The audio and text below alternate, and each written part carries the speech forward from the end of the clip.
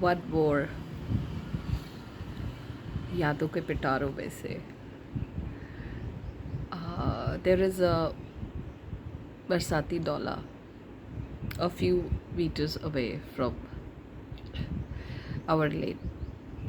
तो वहाँ पे यूजुअली एक स्ट्रीट डॉग है, वो हमेशा वो नाले के पास ही बच्चे देती है।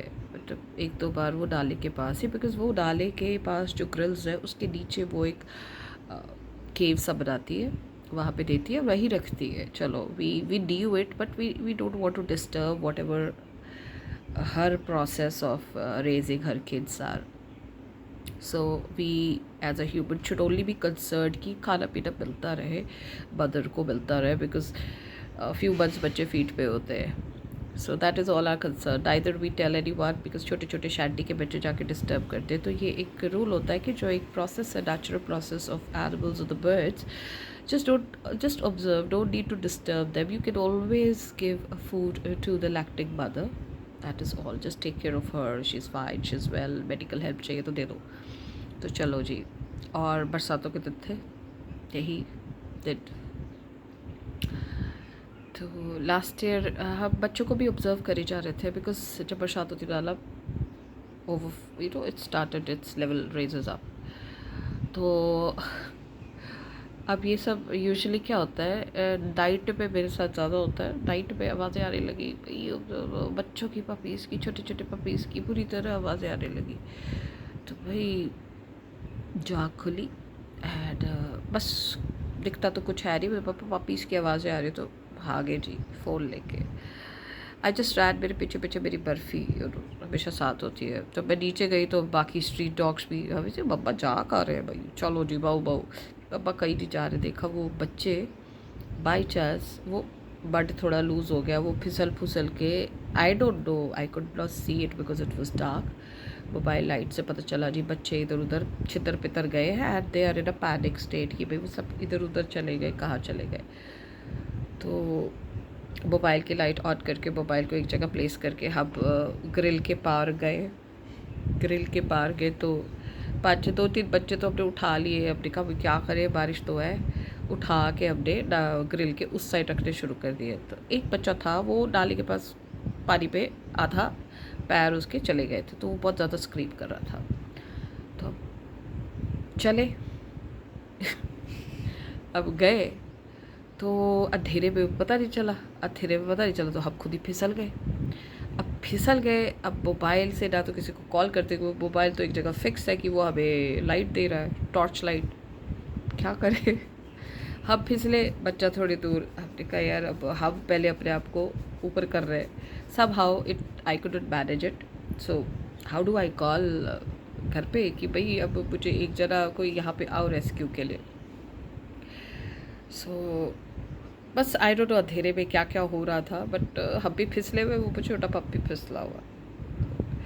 चलो सब how you start with your but hands and everything. अब आप ऊपर आ गए, आप वो मोबाइल लिया, घास पे हाथ वाथ पोंछ के, and you called up your son that भाई आ जा ज़रा, आप खाओ, अभी कोई टाइम नहीं है, तो बस आ जा। मैं सामने देख नाले के पास वहाँ पे हूँ और वहाँ पे मैं बस हूँ, तू आ जा। वो जी आए आके, पहले तो एज़ यूजुअल, क्या आप ना कहीं पे भी घुस जाते हो यार, आप बस क्या हो यार। माथा पकड़ के बैठ गया। मैंने कहा प्रॉब्लम तुझे है कि प्रॉब्लम इन पप्स को है। मगर चुप, काम, कूल। अब मेरा हाथ खींच और मुझे इस कीचड़ कीचड़ से निकाल। तो कहता मैं कैसे आऊँ नीचे, वो शुरू हो गया उसकी अपनी प्रॉब्लम। मैं कब जैसे बह गई थी वैसे आ, जैसे कुत्ते के बच्चे रखे थे कुत्ते की मम्मा ने, वैसे आ। सो somehow he came, हाथ बढ़ाने लगा। मैं कहा आई वॉज लाइक इन हरी, एक उस स्टेट में निकल गया, पहले उस पपी को बचा जाके, मैं तो अभी भी गिरी हूँ, वो कब से गिरा हुआ है बेचारा। वो कंफ्यूज, अरे गुस्से में, वो गुस्सा तो था, मतलब ही वॉज अब्यूज कि चल क्या रहा है, what is happening. I said सोच मत, जो मैं कह रही हूँ बस फॉलो मी फॉलो मी। पहले पप को उठा और उसको डाले के उधर पार डाल, I can handle, I can click on. तो खाए पप, वो रहा पप, उसने उठाया पप को डाले के उस साइड डाला। मैं कहा अब तू जा सारे पप को लेकर, और वो खाली जगह है ना घर, वहाँ पे रखा, पप्पी अब तू रख के आ जा। तो वो गया फटाफट वहाँ पे पप्स को सेव किया, क्योंकि बारिशों के दिन थे तो पप्स कुछ टाइम वहीं रहे। फिर वो आया नाले के उस साइड, फिर मेरा हाथ वाथ खींचा, फिर हमें 10-15 मिनट वहीं लग गए घास घूस पे, मिट्टी वट्टी झाड़ी। And then finally I came home, I rush to freshen be up. Freshen करने के बाद मैंने कहा चाय बना यार, थोड़ी चाय पिला दे। आप पीना पापा, वो झल्ला हुआ था बस, आप पीना पसीना। मैं कहा चाय बना दे यार, चाय पीते हैं। So then that is a talk of the family. Then उसके बाद तो जो टांग मेरी खींची गई ना पूरी फैमिली में, पूछो ना। अरे मैं भी मज़े लेके सुन रही थी, मैं कहा खींचो खींचो, जिसने जिसकी सोच जैसे खींचो। ये लड़की ना, इसे तो आफत बचाई हुई है, बस ये हटती नहीं है। You those common dialogues, and the dialogues are not actually to defame you, but the dialogues are actually because they care. It's so humorous, because they care, so they can speak anything they want. In a family you need to perceive this, because they care, so वो like pulling चलती रहेगी ये आपकी आपको सिखाया जाता है। दो दे डोंट केयर, एक्चुअली वो सब मज़े ले रहे होते हैं, सही बात है। तो मज़े ले रहे होते हैं ना, एक लिमिट तक रहने दो, लिमिट से ओवर हो जाएगा तो you can everything is done, everything is done, you had no role to play, so you have no role to be out of the limit.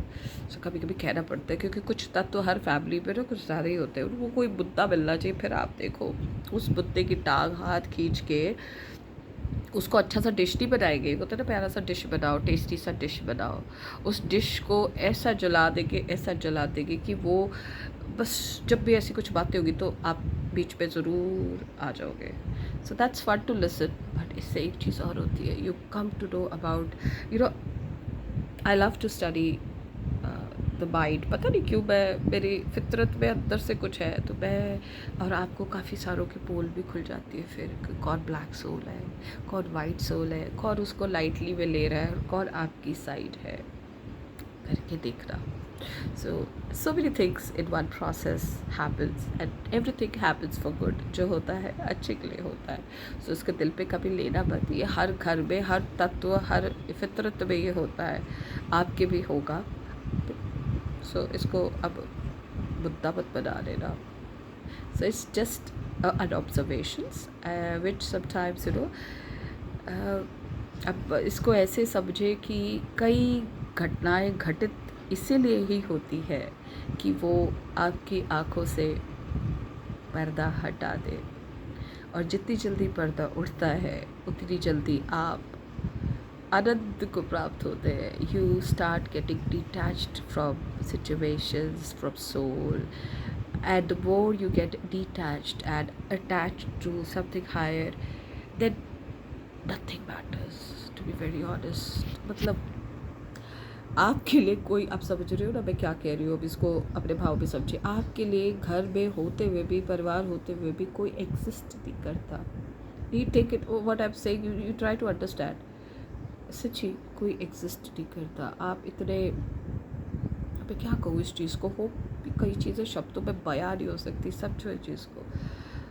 आप जैसे कहते हैं ना भीड़ में अकेला, बस वो वाली फीलिंग होती है। और जिस टाइम वो वाली फीलिंग अच्छे वे में आ गई, you're blessed, truly blessed, and keep the good works, keep up the good works always in life, because some things are assigned to you and you need to do it with responsibility. Yeah.